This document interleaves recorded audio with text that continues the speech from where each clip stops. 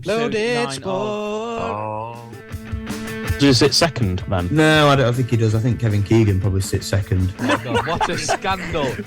Austin Eckler versus the Cards. Go and fuck the lot of you. God, Eckler. He's making me like I'm some sort of cameo, like I've come in and go, hand out the bag, England to win.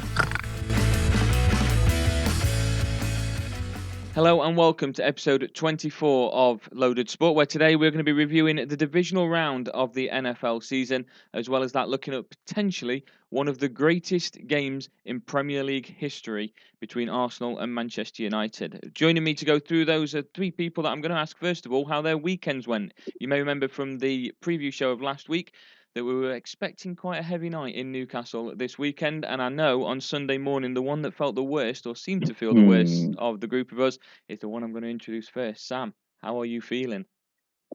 You just know you're getting old, don't you? When you're getting a two-day hangover. I'm all right, actually. I must admit, I've been tired all day, but I've peaked a little bit now.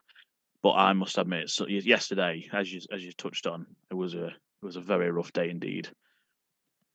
I'm glad to hear that you're feeling at least a little bit better now. Skin, how are you doing, mate? You didn't seem too bad on Sunday morning. Yeah, all right, mate. I had a reasonably, I won't say early night, but certainly earlier than everyone else. I think Bar the stag.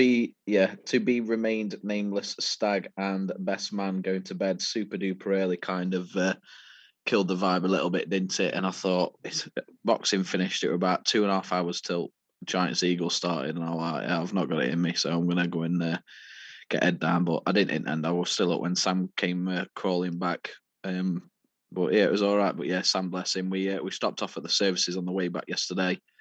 I was having a little Burger King, a little drink, and he sat at a chair about the other side of the service station from us, just because he couldn't be bothered to walk to where we were sat. So I'm Sam, just like Adam. I'm glad to hear that you're doing a lot better, mate, because you weren't feeling it in that car home yesterday. I wasn't. Staring into the abyss is the term I'd use at that point in the services. I'd nipped. I was sat at the table with you boys. Obviously, I nipped at the toilet, and it was the other end of the services, and the table where I decided to sit, I was at the side of the door, and I was like, I'm not walking back to them. I just can't do it. So I just sat down and just stared blankly. I wasn't even on my phone. I was just staring just into the abyss until Liam found me and brought you over to me.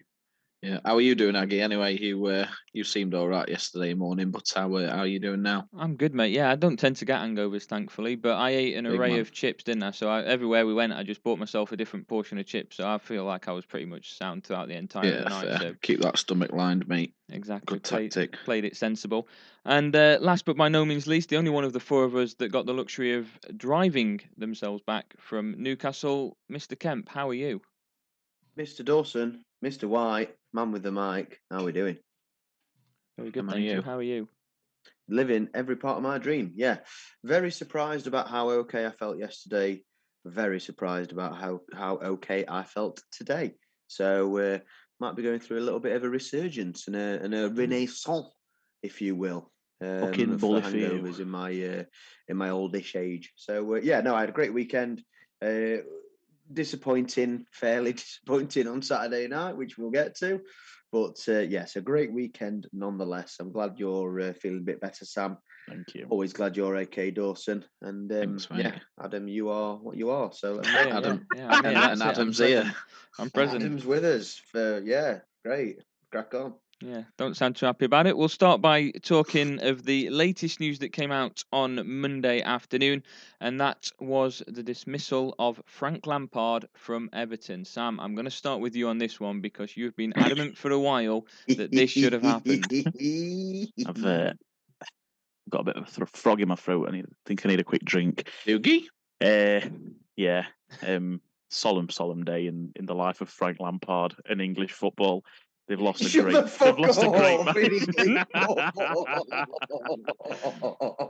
No. Obviously, about a month, 6 weeks ago, when I publicly defended him, saying I said he needed more time. He's had the time, to be fair, and he's not done anything with it. So, yeah, probably one of the reasons why I've not really looked forward to recording this episode tonight, because I know Kemp is smug as anything. So come on, mate. Let's have it. Give me. Come on. No, you're right in what you say in the sense that he's not done anything with his time. But again, I wasn't advocating for him to get more time.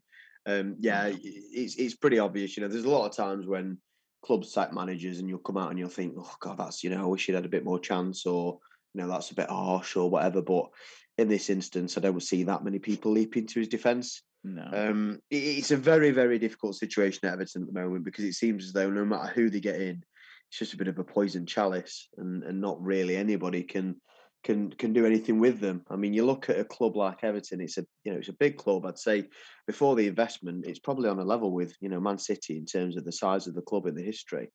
If not even bigger. So, it's disappointing to see them where they are. But when you've been so unsuccessful for as many years as they have, 7, 8 years now, I think. You've got to look above the manager, and you've got to look above the players. And by no means was Lampard the answer, and obviously he wasn't. He wasn't getting a tune out of the players. But I think the problems lie a lot deeper up at Everton. So unfortunate for Frank, he's lost his job. It's never nice to hear about anybody losing the job. But at the same time, in my opinion, as we discussed 6 weeks ago, I think if they would have made the change sooner, maybe they wouldn't be in this position. But no, that's a conversation for another day, and it's a shame that he's lost his job. But never hurts being right, does it? So who is the answer? A new board. Yeah. No, I think in all honesty, and we touched on it a little bit earlier, but as we always said, save it for the podcast so we can talk on here about these things. I don't think Sean Dyche is a terrible shout. But I think the problem is with Sean Dyche, he's going to come in, he's going to play fairly route one, basic, boring football, and grind out results. And at this point in time, are the Everton fans going to be, patient enough and happy to see that? I think it's going, like I say, it's a poison chalice. So I think the only person that could go back there and sort of get a better feeling around the place, which I think is a very, very important part of keeping them up, would be Wayne Rooney. And I've said that I do think he's overrated as a player. But, as a manager, he did a great job with Derby with the tools that he had. Yes, they still went down, but, he made it a lot closer than he had any right to.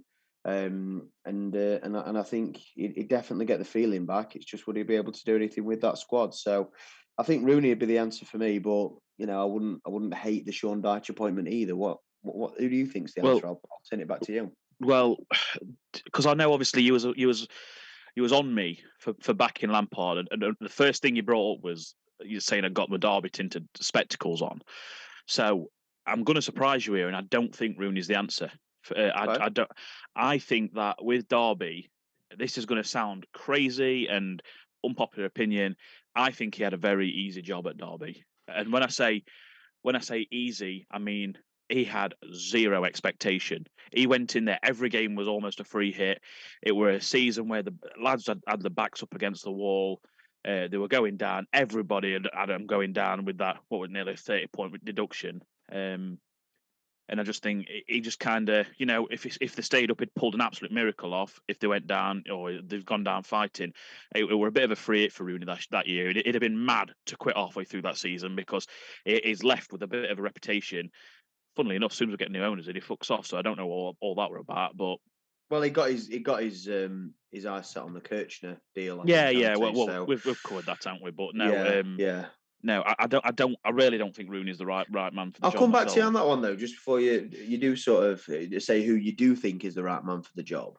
I'll come back to you on that one and say that, what's the expectation of Everton at the minute? Because Lampard's had a terrible run with them.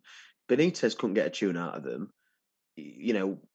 Marco Silva, who's Fulham manager, he's doing a great job now there, and he couldn't get a tune out of them. So what is the expectation of the Everton manager? Because it's quite obvious to me that a lot of the fans are pinning the blame on the board. So in terms of a manager, is it not the same thing? Is it not a bit of a free hit where he can just come in?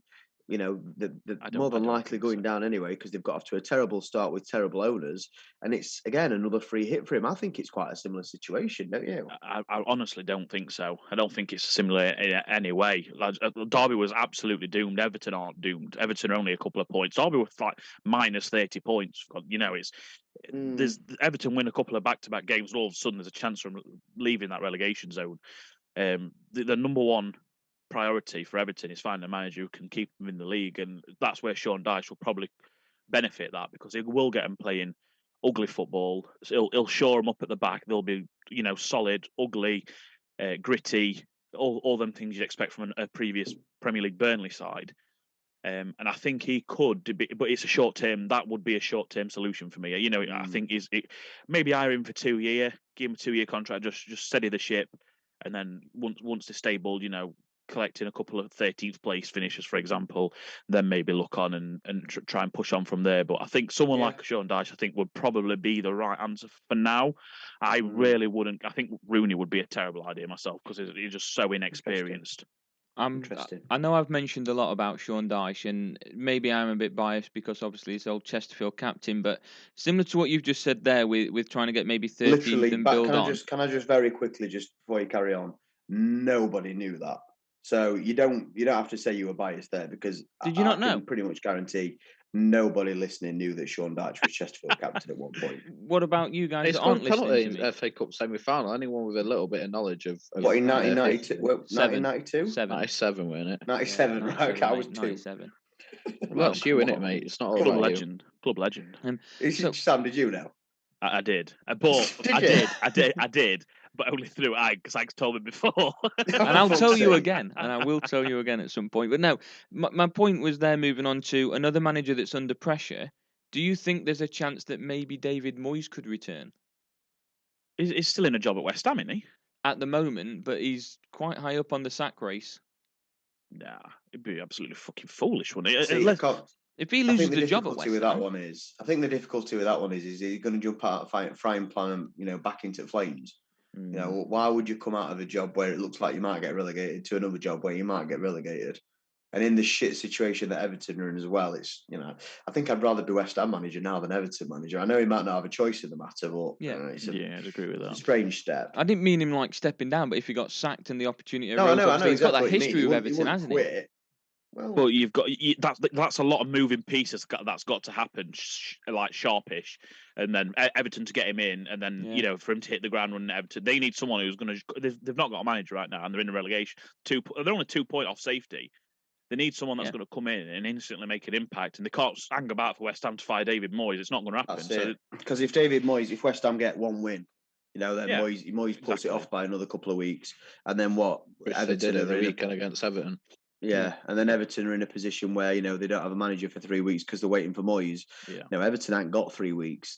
They haven't got 3 weeks. They could lose every game and be a few points adrift. So too many moving parts for me. I think Sam's right. Yeah, Skin, what's your thoughts? We entered yours on the sacking of Frank Lampard.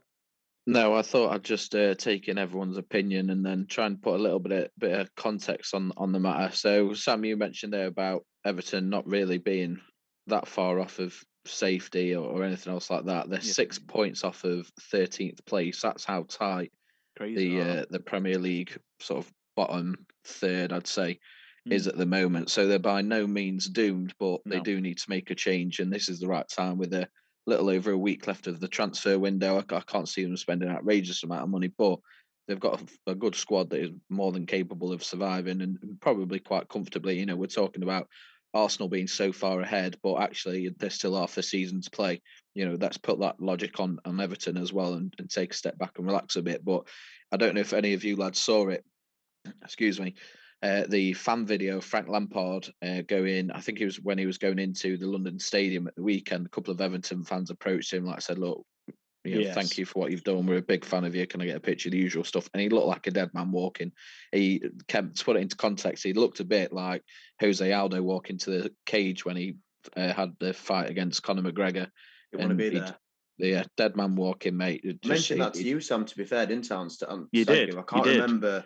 Again, I can't remember exactly what Dawson probably knows more about what they said, but I saw the interview and I saw that the Everton fans were being quite nice to him. And it was nothing specific. It was just like, thank you for everything you've done. And probably one of those, we can see your days numbered, your days numbered. We want to tell you, well, we've got the opportunity. We appreciate what you've done because, like you've said already, their issues are more with the board than what's going on field. But yeah, look, for me, it's a Sean Dyche job written all over. I know he gets a lot of stick for, you mentioned the type of football that he plays, but he was the manager of Burnley. They didn't have the team that anyone else in that league had.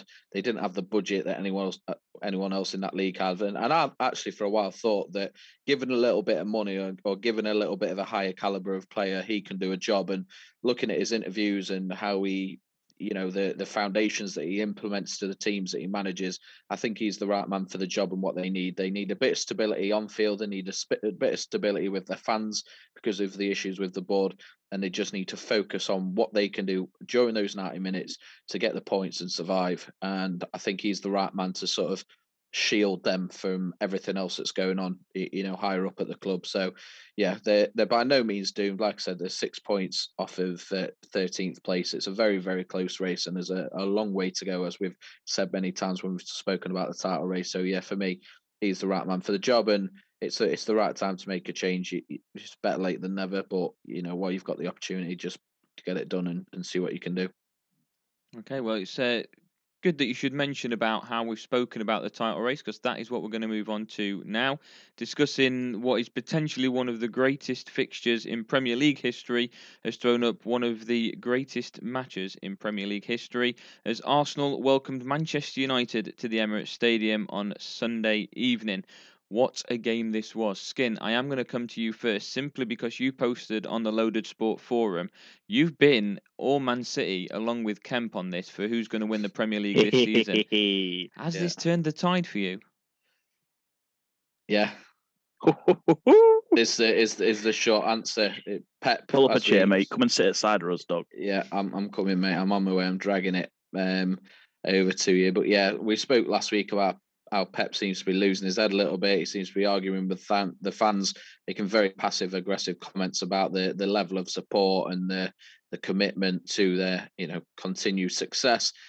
Arsenal were absolutely brilliant. I like what Thierry Henry said after the game. It wasn't on the Sky coverage, but he said that Arsenal team were a team that were 3 years in the making, or 3 years into their development, and the United team were a team that was 6 months into their development. And he's very optimistic, should I say, of United's future under Eric Ten Hag. And he actually said as well that when I can't fucking remember who it was now, but when someone got sacked, he actually recommended Ten Hag. It was Ronald Koeman. When he got sacked, Henry recommended Eric Ten Hag because he knew a bit about his work and was really impressed with what he was doing. So he's got a lot of good things to say about Man United's future and their potential success. But yeah, back to Arsenal, because they're the ones that deserve the chat. They were absolutely brilliant. It was a great game. Kemp, you called 2-1 Arsenal with United going 1-0 up and Arsenal coming back, and I said that would be a true test of, or a true sort of I can't think of the word that I'm trying to think. An example of what Arsenal are now capable of and how different they are to recent years. And they won 3-2, but that scenario did play out where they went 1-0 down. So that wonder goal by Marcus Rashford, and it was they showed their mettle. They showed what they can do under pressure when they're behind against such a team in form as Manchester United as well. So yeah, they were absolutely brilliant. And right now, with what seems, I won't say an issue at Man City, but the wheels are a little bit wobbly, shall we say, and the form that Arsenal are in, the togetherness, the team spirit, you could see it in the post-match interview between Saka and Nketiah. They're just, Arteta has worked so hard to bring them up together and bring everyone up on the same page and his philosophy, and it's finally paying off. So yeah, full credit to them. And right now at this point, again, still a lot of football to be played.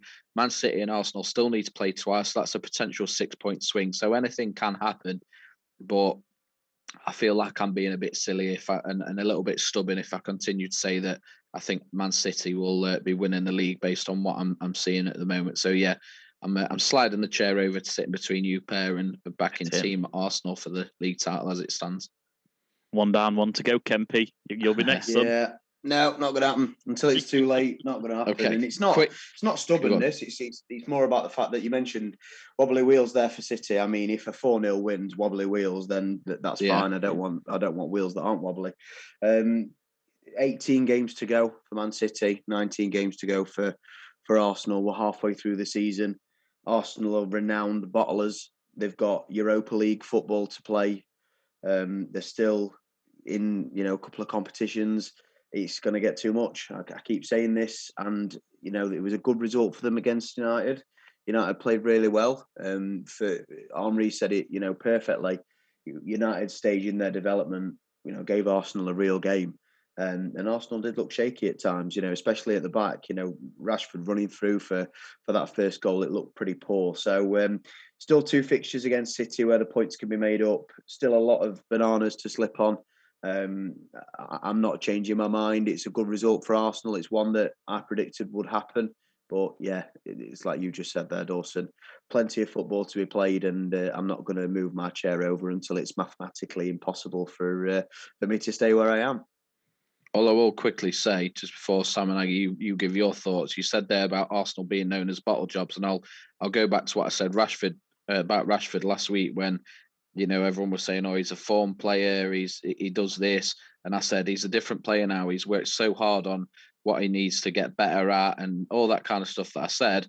And look what he did in that game with that goal, just pure confidence, and didn't matter that he just had one of his poorest games for quite a few months.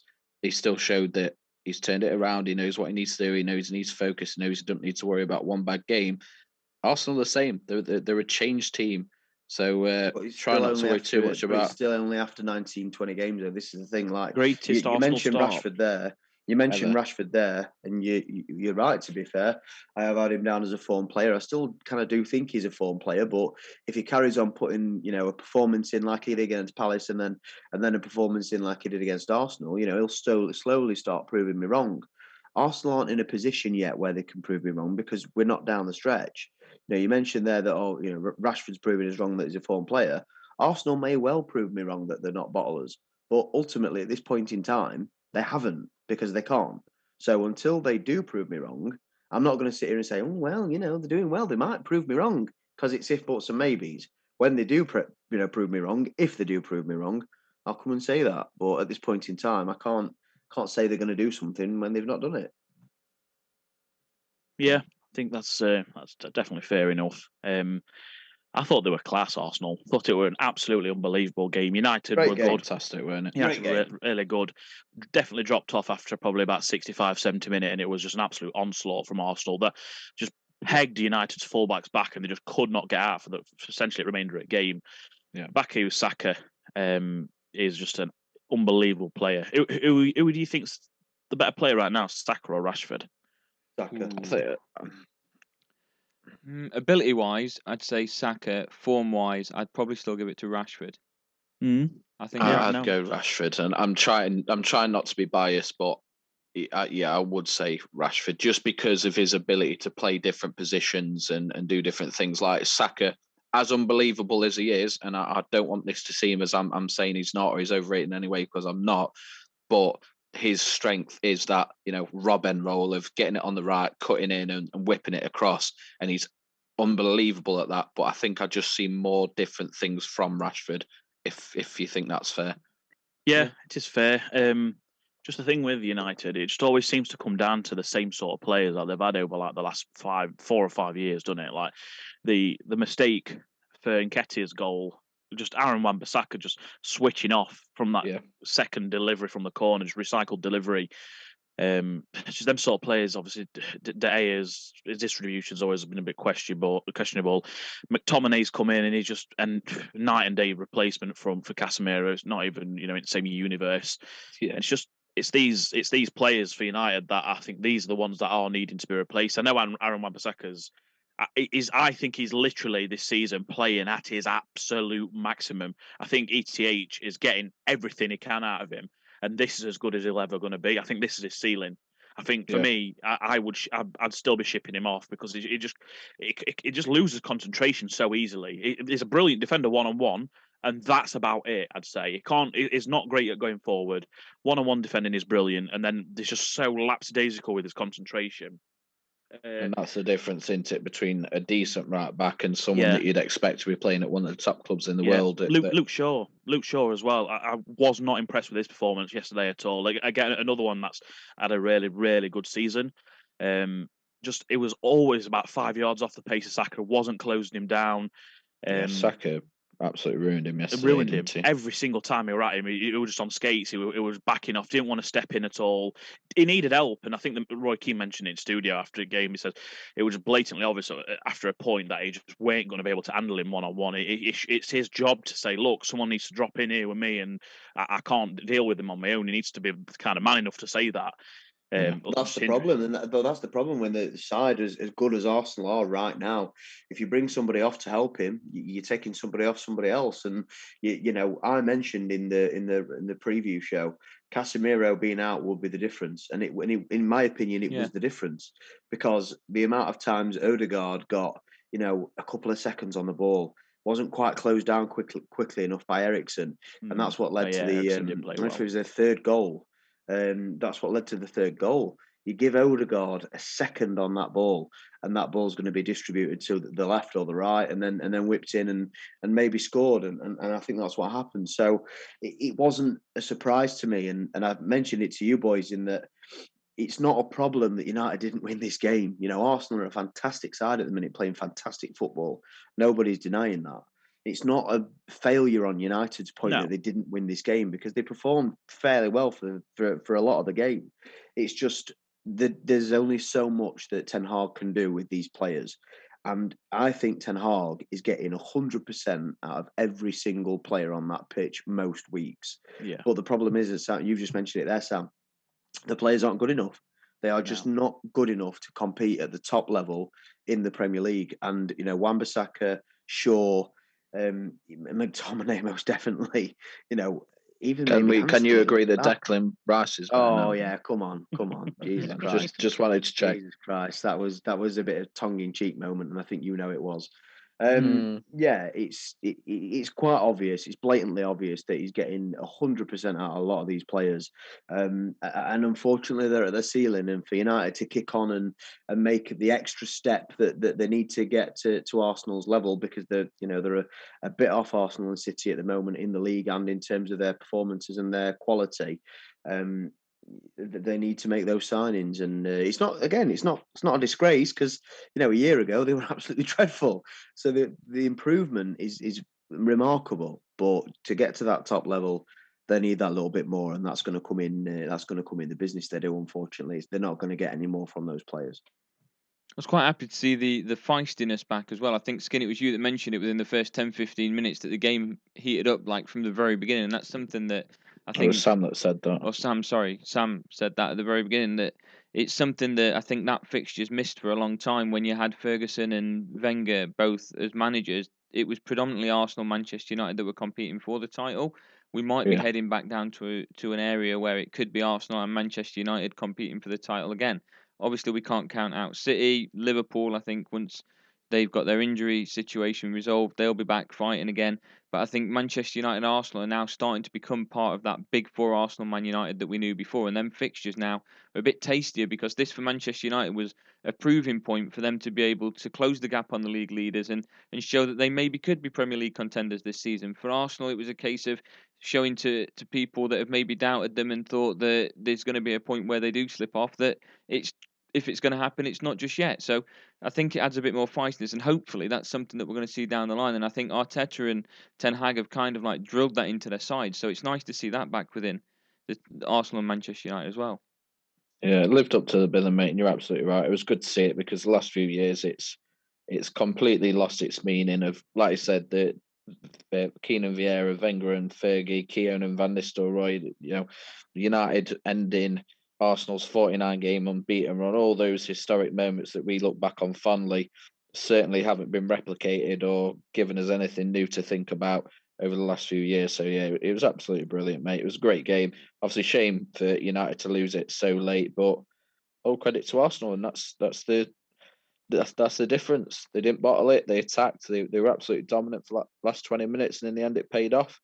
And Kemp, you briefly mentioned it before I rudely interrupted you. You mentioned Anton's name. Now, I never want to write off someone in a new league in the first year. I always treat it like an NFL rookie.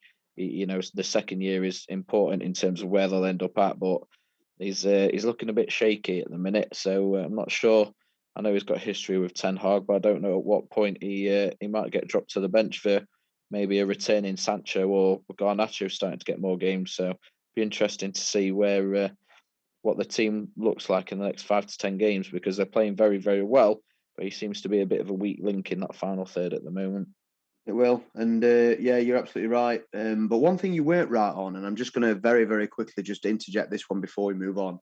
It was actually me that mentioned the tastiness in the Arsenal United game, not Sam. Sorry, mate. We'll fuck that up. Sorry, Kemp. We'll take it. It's all right. That's why I stay quiet. I'm happy to take it, but I stay quiet. As soon as it's a who were that for Dawson, it's it's Sam, it's Sam, no, it's Sam. But to be fair, mate, if it's something good that was said and right, it is usually Sam, because hashtag Kevin Keegan, mate. You can't blame me. Hashtag 5 out of 5, baby. We'll get to it. We'll save it. There we go. Just about to move on to that. Right, lads, let's move on to the locks and find out how our third contestant got on in the listener lock-in. Sam. Go on, Arran. Arran, yeah, of course. So let's take it away. Starting with the locks for the boys. Skin, Chef Wednesday, mate. Well done. Yes, mate. 100% for locks so far this season on the old football, and I plan to keep it. I know we're only 3 weeks in, but no, it's not as mean to go on. So yeah, we'll see how we get on. But yeah, thanks, mate. Chef Wednesday did me good this week. 1-0 at home against Fleetwood, indeed. Mr. Ag, man with the mic. Chef United, always a loaded sport favourite to back, especially this season. Talk us through it. I just thought they were going to be too much for Hull, and lo and behold, I was right. So I'm going to take that credit, because we know that as the weeks progress, those rights are going to turn into wrongs more often than not. Oh, yeah, and to be fair, by all accounts, obviously I wasn't at the game because we were up in the Toon, but by all accounts we played quite well, Adam, and we were very comfortable. So good luck from you there, by the sounds of it. Thank you. Love that. And then we may as well just paper over mine, aren't we? Yeah. No. We need a full 30-minute breakdown, mate. Yeah. So only one this week to let us down on any kind of lock. Have you copy and pasted that clip from episode 18, or what was that? I thought I'm listening. back to this. Yeah. Sorry, I'm listening back to this on you. Spotify. I think Aggie just cut that soundbite there, but I've got you. Fuck you. So yeah, I pat back Colchester at home against Gillingham. 18th place Colchester, was it? Against rock bottom Gillingham. I said at the time it was risky. I literally picked 3 locks Thursday to go through, and all 3 went. So yeah, that's harsh. Yeah, it was about as scrambling as you can possibly scramble. So I backed Colchester at home, knowing it was very risky, and yeah, they lost 2-0 to Gillingham, which is just fucking shite. And then Kempy, he backed another one of my favourite picks. It's Manchester City, obviously at home against Wolves. Cruise control, weren't it? One of them. Yeah. Are they back? Well, it's difficult to say that they're not. It was an unbelievable performance. They looked very well. They look very good. Haaland obviously is a cheat code, as I think Adam said. So yes, they are certainly not done in this title race. No matter what Pep might come out and say, it's still going to be tasty and down to the wire, and that's what we want. So yes, I was very happy with that decision. And I'm sorry that I took yours, mate, and you ended up with fucking Colchester. You're good, mate. Now you're good. It's just the way that pesky wheel goes. Moving on to scorers then. That me Skin. You start. I think you kicked us off early, didn't you? You backed Mo Salah to score against Chelsea. I did, mate. Of course, was a bit of a ball draw there. He didn't score, and neither did anyone else. But what can you do? Can't get them all right. You can't. Ag, you backed Charlie Austin. God knows, Swindon. God knows Swindon why. against Walsall, mate. Yeah, of course. It one of the many games that got called off this weekend. I backed the main man for City, Haaland. Obviously, that's a nice big green tick for me. And then Kempy backed Clark Harris of Peterborough, and that was another one of the games that did get postponed. So we'll quickly move on to the wild cards. Skin backed Charlton. Again, game got called off. Not doing very well with this week. Aggie, Southampton, mate. Oh, what mate, do you reckon to that one? I'm gutted. Southampton got 2 goals disallowed for VAR, and Villa won 1-0 in like 83rd minute. Gutted for Southampton. It was obviously a bit of a bold call going for it. That's why it was a wild card. But I think Southampton probably did enough to win that game. Looking at stats, looking back on it. Unai Emery grinding out the win. Who else we're going with now? Bristol City. Our back Bristol City didn't have for the wild card. That one didn't come in. Who did they play? Oh, they drew 1-1, didn't they, with Blackburn? Yeah, so they was losing 1-0. They pulled it back, and Blackburn went down to 10 men. So it looked like for the last 20 minutes or so they could have potentially pushed on, but it never materialised. So that's another cross for me. And then Kempy, talk us through the Sunderland pick, mate. Yeah, I mentioned I thought Middlesbrough were going through a little bit of a sticky patch. Honeymoon was over for Dawson's boys, and anything can happen in a local derby, and anything did happen. It's a Sunderland 2-0 win, I believe. So I'm very happy with that. I was driving down as the game was on and was notified by somebody in the car that was the score, and I was delighted. So yes, who out of Dib and Dogger telling you that? It's Dib, isn't it? He's all into football now. Big football man, isn't he? Big football man. Tom. So yeah, so just to recap then, skin on football this week, mate. 1 of 2, so 50%, there or thereabouts, neither in or there. Ags exactly the same, 1 of 2. Me, this a very disappointing week by my lofty standards so far. 1 of 3, and Kemp, you got 2 of 2, mate. So with the obviously game postponed, so 100% for you on football. Well done. Thank you very much. Thank you. Well done, Kempy. Well done. Let's see how Arran got on then. Yeah, so we spoke about the lofty heights of the leaderboard that he had to pick, and I will preface this by saying that his wild card, which for Morecambe, was postponed. So he had a potential 5 to go at, but we're not doing out of 5s. It's just your final score that counts. He picked the lot, which was Plymouth, which he took off me, and I think 1 or 2 others. They won, so that's a tick. His scorer, he had Sarr for Watford. He did not score, so that is a cross. The wildcard Morecambe, as I said, postponed. So, well, it's void, but it's as good as a cross there. He had Sheffield United to beat Hull 3-1, which, as we know, wasn't the correct score. He had Liverpool to beat Chelsea 2-1, which, again, as you said, Sam, was the ball draw. And then Arsenal to beat Man United, which was, he had 2-0, which, as we know, was a great game, finishing with that late Nketiah winner for 3-2. So, Arran, you put yourself joint first with Kerwin, which on paper sounds great, but you have given the other, 20 people that we've got coming on between now and the end of the season a nice, easy 2 or more to get to that top of the leaderboard. So, yeah, Arran goes joint first, but nice bit of wiggle room for anyone else, everyone else that comes on for the rest of this season. So, Skin, who is it that's going to be joining us this week? Joining us this week, we've got Chris Murray. He is from Glasgow, so we're going to have a bit of a different conversation around football. It won't be on the girls.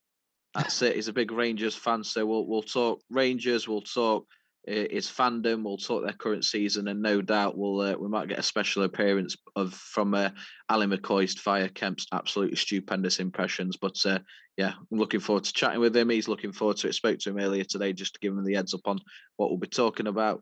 So yeah, should be another good one. Okay, and in just a few moments' time, we'll be back to have a look and review the divisional round of the NFL season.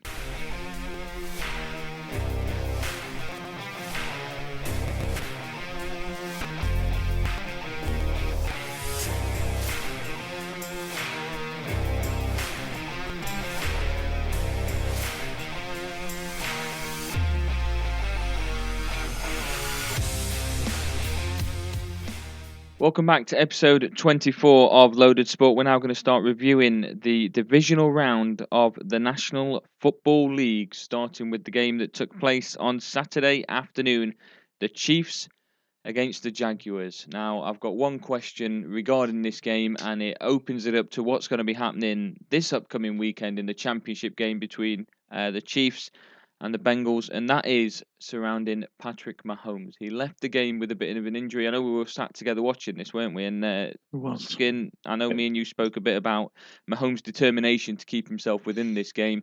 Had he stayed out of that game, do you think that maybe we'd be looking at a different championship game? Oh, who knows? It's all speculation, isn't it? Like you say, but Chiefs were putting the points on the board when he had that bit of downtime. Kelsey catching a touchdown from Chad Henne. So, what a boy, Chad Henne. Yeah, only a touchdown in it by the end of the game. So potentially, but Chiefs came prepared and they were ready and they still got the job done. So I'll go, no, I still think Chiefs would have won. But yeah, it's just pure speculation. I sort of call this sort of game a legacy game. I keep calling it the sort of game that Mahomes will be known for. The great, when his years from now and his unveiling his bust in Canton, sounds like he's topless there. It's these sort of games that we're going to look back on. Pure great. High ankle sprains are no joke. His leg, it looked like he broke it at one point on certain angles. High ankle sprain looks like he's going to be. It's already said he's going to be fit for the game. He's definitely not going to be 100%. Normally take about 4 weeks or so to recover at least from them. So it's going to be tough game coming up. But yeah, it's a legacy game from Mahomes and one that has got so much. Impressed me a lot. It really did impress me. Just shown a lot of grit with that game. Yeah, I think the Chiefs just proved again that they are one of the, if not the best side in the AFC at the moment. I know a lot of people were questioning before the season started without Tyreek Hill just how much Patrick Mahomes has done, but I think he's safely answered those critics. And then once again with I think it was it Valdez-Scantling that scored a touchdown as well? Yeah. Valdez-Scantling as well. So the wide receivers very much getting involved for the Chiefs as well as, like you said, Travis Kelce with 2 receiving touchdowns. Up next Saturday evening, and we are going to have to talk about it, I guess. And Kemp, I'm going to apologise now. Is the Philadelphia Eagles beating the New York Football Giants by 38-7? So they're just the New York Giants now, mate. You have to put the football in there. Fuck's sake! It took me all this time to perfect that as well. Go on, mate. No, yeah, it was disappointing. It was, I felt really strange watching that game because, I mean, me and Sam sort of made an agreement between ourselves at, sort of 2:00 in the morning. If it goes Eagles 21, Giants nothing, we're going to get out of there. And I think, what was it, just before the end of the first quarter or just after the first quarter? Yeah. Yeah. So it all went very wrong very quickly. But again, I've said it on here and I've said it, offline as well. That I would be happy if we just beat the Vikings. We beat the Vikings. There's still obviously a lot of work to do. There's still obviously a lot of, free agent signings and work that Daboll needs to do with the team, and a good draft to be had before we get ourselves in a position where we can start competing for the big prize. So regardless, very, very proud of the entire team, very, very proud of the franchise, and very proud to be a Giants fan this season regardless. It was just a very, very disappointing game where we very, very quickly ran out of steam, and the gulfing class between ourselves and the Eagles was very evident, unfortunately. A bridge too far, I think, weren't it? It was. There's levels to the game, and Eagles are at the very top of that level at the minute. They are, and it's a similar type of deal to Man United, I guess, where last season we were absolutely dreadful, and for the past God knows how long we've been absolutely dreadful. So to go from where we were to where we are, that level of improvement is massive. It's huge, and the feeling's still there. The feel good feeling around the Giants is still there. Let's have a let's have a good draft, a clever draft. Let's pick some decent pieces up in free agency, and let's go again next year with a very, very positive outset and very, very positive outlook on the season from day one, rather than thinking 3 or 4 weeks in, bloody hell, actually we're quite good. So fingers crossed we can bridge that gap next year. But always disappointing, but yeah, still very happy with the season, and good luck to the Philadelphia Eagles in the rest of the playoffs. Nice one. Then we move on to Saturday evening, where the first of the championship rounds was confirmed as the Cincinnati Bengals beat the Buffalo Bills. Sunday evening. Saturday evening. Sorry, Sunday evening, when the Cincinnati Bengals beat the Buffalo Bills 27-10 in extreme weather conditions, which made it very difficult for me to be able to correctly predict who I was putting a bet on for. I loved it. Oh, don't get me wrong, I enjoyed it. I just put Singletary down for a rushing touchdown, and then that was it. I knew from that moment it was never going to work. It's a pure playoff game, that is, but it's typical NFL, out in the cold, snow sort of game you see at Lambeau. Well, Bills classic, Patriots, them sort of stadiums where you just got your thick snow coming down. such a good atmosphere. Everything was electric. Damar Hamlin was in the stadium, and just watched them get absolutely fucking walloped.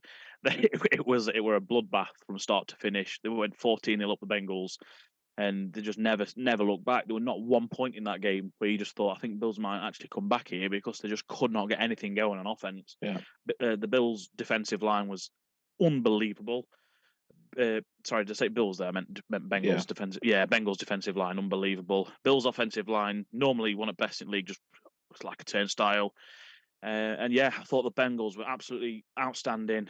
Joe Burrow is playing like a man possessed at the minute, and is probably second in form, I'd probably say, in the league right now, behind Mahomes. I mean, Hurts is hovering somewhere there, but yeah, it's a pleasure to watch these young quarterbacks come through at the minute. I think we've got like an embarrassment of riches when it comes to that. You just mentioned about Bengals. Joe Burrow playing like a man possessed. He obviously lost the Super Bowl last season. The Bengals started this season. They went 0-2, losing to the Steelers and losing to the Cowboys in their opening 2 games by just the 1 score.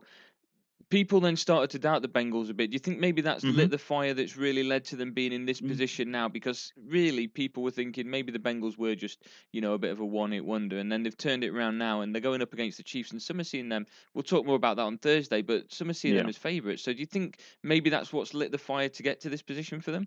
But maybe it's definitely going to help. It's something that they can add to the locker room where everyone's back. Everyone was backing against them, by the way, in the off season. Everyone was saying, it was Burrow made a point of saying that, didn't he, in his post match review interview, of saying like, make sure we've got the receipts. Claim your refunds. Love that. The neutral game.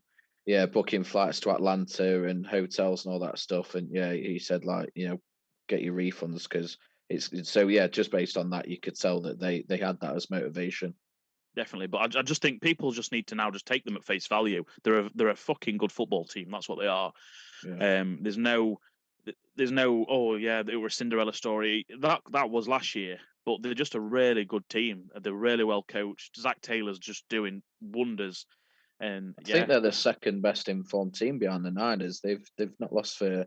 Yeah, they're flying. They started, I think they were about 3-3 maybe at the start of the season, and they've just been winning ever since. But Joey Burrow, what a quarterback, man! Unbelievable. He's just pure clutch, ice in his veins.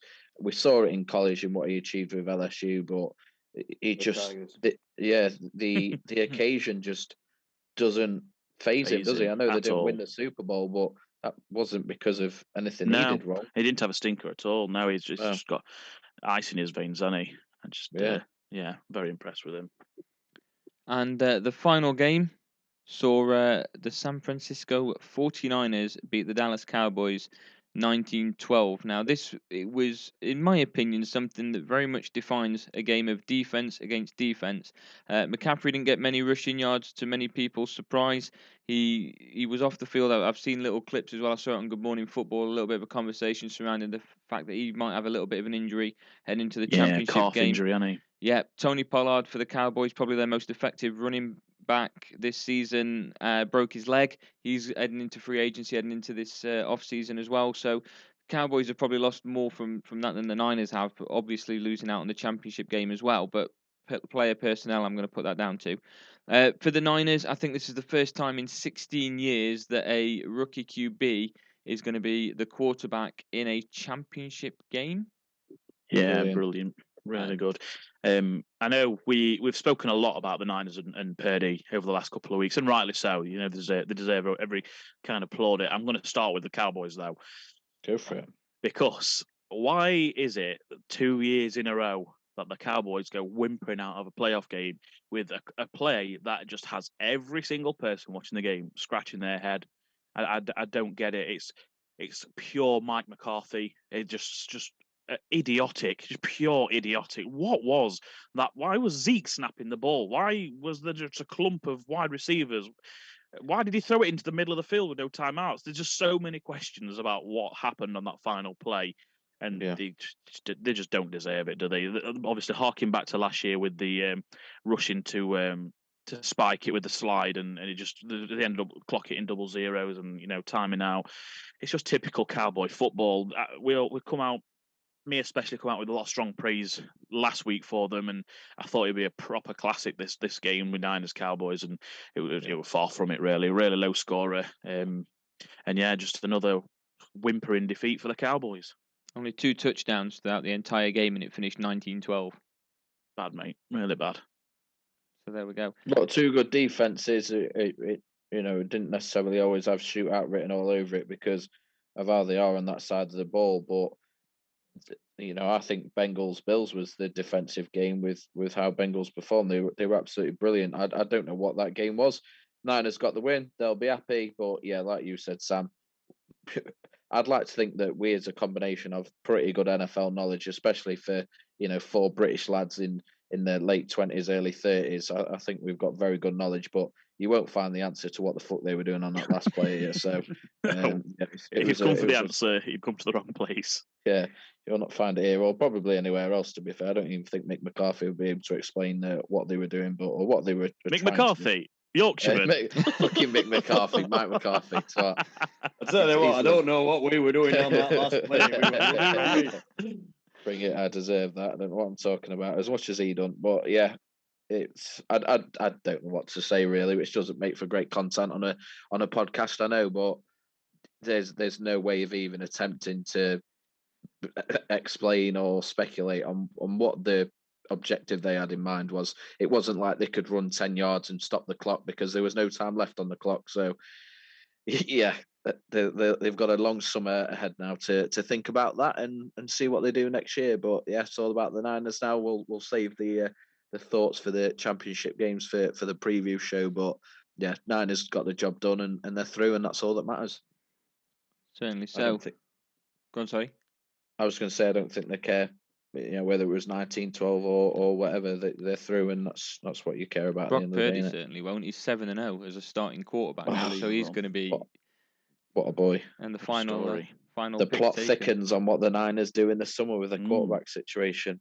Save it. Yeah, there's plenty to look at when we reach in towards the off season of the NFL. So that is the conclusion of the divisional round. Of course, we'll start breaking down the championship game later on in the week, but let's have a look at our locks and wild cards for the weekend just gone then for the NFL. Yeah, why don't we? So we almost had a clean sweep on the Chiefs, if you remember. Skin, Ag, and myself, we all backed the Chiefs, and obviously come in 27-20. Mr. Kemp went a different direction. He bravely backed against his beloved New York Giants, and of course, it was he hit the nail on the head there. Bless him. Made a smart business decision. Business decision. It was the correct decision at the end of it. When it comes to loaded sport locks, wild card scorers, you've got to take all emotion out of it, and you've got to just get down to business. So yeah, you're listening, Ag. Fuck that, go Hawks. So yeah, so that's that's a 4 out of 4 for the load of sport locks on NFL. So well done, boys. Moving on to scorers. Skin, you picked Christian Cake, mate. Well, I did. That come in, didn't it? I was about to did, say mate. a bad decision, but I just realised it actually come in. So no, that's a good call. That I'm a big fan of it, I must admit. Thank you. I came ready with the stats. Chiefs aren't the best at passing defense, as I said in the previous show. One of the stats was that they'd given up the most receiving touchdowns. Sorry, this season at 33. So yeah, it was just the most touchdowns in total. I don't know what I'm talking about anymore. I did Thursday. I don't know for some reason. You but still yeah. pissed? No, I'm not, mate. I'm not. But yeah, no, I came with the stats. Looking at it, I really fancied him to score, and he did. So yeah, very happy with that. I think that's my favourite call so far from all our locks, scorers, and wild cards. I like that one. Like me, for example, I've gone CMC and Haaland for mine this week. I think I must have had CMC and Haaland as a combination about 3 times a season. We've got it's so basic, but it just works. I'm going to say it's pretty much a foregone conclusion anytime they play. Yeah. If they're on the board when it comes round to my pick, make no mistake, I'm backing them every single time. So yeah, obviously, as I say, CMC, that was my call. So that come in. Luckily, really looking at a low scoring game with touchdowns few and far between. Ag, Jarrett McKinnon, mate, your boy has let you down big there. He has, but he won me a Super Bowl in fantasy, so he's forgiven. Mate, that's done, mate. We move on. No, move but on. it is what it is. Yeah, well, As it is what Skin it is. pointed out, when Robin. Mahomes left, it seemed like Pacheco had come in, and I think from there it was predominantly Pacheco as the running back. But Yeah, Pacheco's begin with- outstanding. Big fan of him. It looks like a good pickup, doesn't he? Especially when they had Edward Selaire. They didn't have to go for him. So McKinnon as well. To Absolutely. be fair, I'm still going to sing his praises, even though he didn't get a touchdown, because I still think he had quite a good game. It's just he didn't get it into the end zone. So No, I didn't do what counts, mate. So fuck off.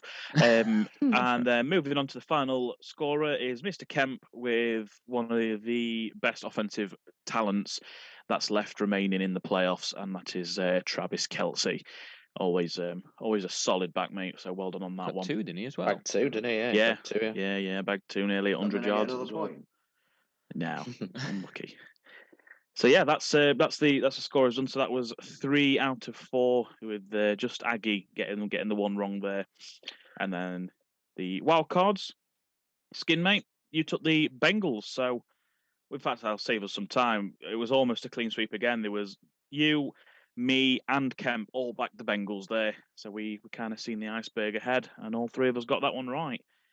With They were the only wild card team or any team that were valid for the wild card that won. So we did right there. That's a good call, that. And finally, it was Ag. Wah, wah, wah, wah. He backed the New York foosball Giants. I won't say football, more foosball on that game. And of course, they got absolutely dicked by the Philadelphia Eagles.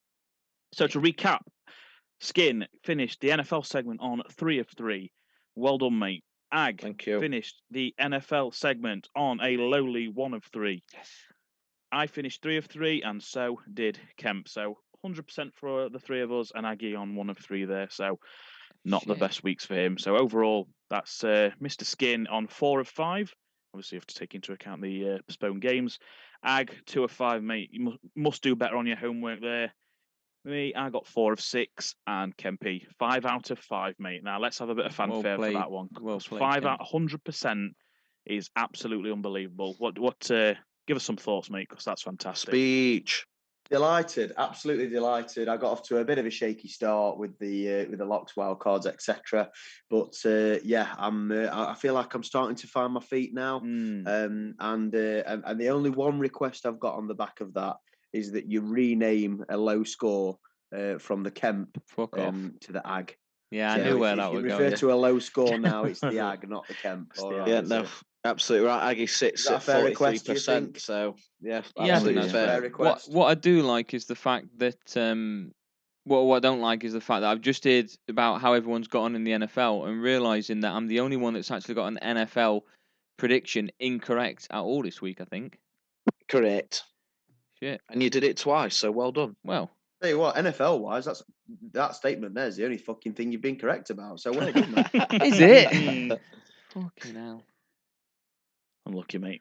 Try better this time, please. Since Skin's mentioned that nobody's got all correct, I think the first week Sam got it, then Skin got it, and now Kemp's got it, and that's the 3 weeks of the new year since Skin said nobody's managed to get all correct in 1 week. Yeah. Well, each I of you will have put took it this in one out turns there to do for it. you lads then as a challenge. So Sam, you've gone 100% in a week. Kemp, you have now gone 100% in a week against all odds. Have I? Yeah, you did, because one got void due to postponement. Okay. Well, that's what I was going to say. Nobody yet has got 6 out of 6. I think anytime someone's got 100%, it's been like 5 out of 5. So that's the race. That's the rat race. I think you might have to look at that one. I think mine might have been 6 out of 6. I think yours was 5 out of 5. I'm sure it was, but I'll double check that. How bad is it that we're so far ahead of Adam that we've got to think up our own little games? To keep keep ourselves entertained while he's there on 1 out of 6 every week. We'll wait for him to catch up. What can you do? We're 3 weeks into a very, very long year ahead and new seasons and all kinds of things like that. So by the time we get to early January and we do our little review, it'll look very different, I'm sure. But either way, Ag will still be at bottom. But between us 3, we've got some competition going. Oh, we're having a great time, mate. Can you not tell? No. I can't. I'm too far behind to see what's going on. On to next week then, isn't it? See what we all predict for this upcoming weekend. It is, yes. Were you going to give us the percentages? I haven't got them to hand, mate, but Shit, I thought you were I'll about to post say. them on Facebook tomorrow when I put all the updated leaderboard on there. What are you posting them on Facebook? What page is that? It is it's Loaded Sport, mate. That's our main page. If you want to get involved in discussions and chats about all things, mainly football, but any sport people want to post about, just search for the Loaded Sport Community Forum on Facebook. It is a private group, so request to join, and one of us will accept that. If you want to follow us on Twitter, where Sam is a spicy little bugger, it's at Loaded Sport. Instagram is at Loaded_Sport. If you want to have a look at our TikTok content, which usually consists of a bit of a clip with the background of some of our classic clubbies clips, then it's at Loaded Sport as well. Spotify and YouTube is Loaded Sport. Make sure you're following us on Spotify or subscribing to our YouTube page so you get notifications when we release our latest episodes. That's important because I've had a look, lads, and some spicy upcoming news for you. We have gained quite a few new listeners in these last 7 days, but we always review it on a Wednesday. More importantly, we need people hitting that follow button as well. So, yeah, join us along for the ride. We're still early doors. We're still only a couple of months in, but come a few years' time when we're on Talk Sport or we're hosting events and all that kind of stuff, you lot that were with us early doors can say, yeah, I was with them from the start. So get following and get joining in. Nice one. Lads, that's it. Thank you very much for joining to review the divisional round. Look forward to speaking to all three of you about the championship round later on this week.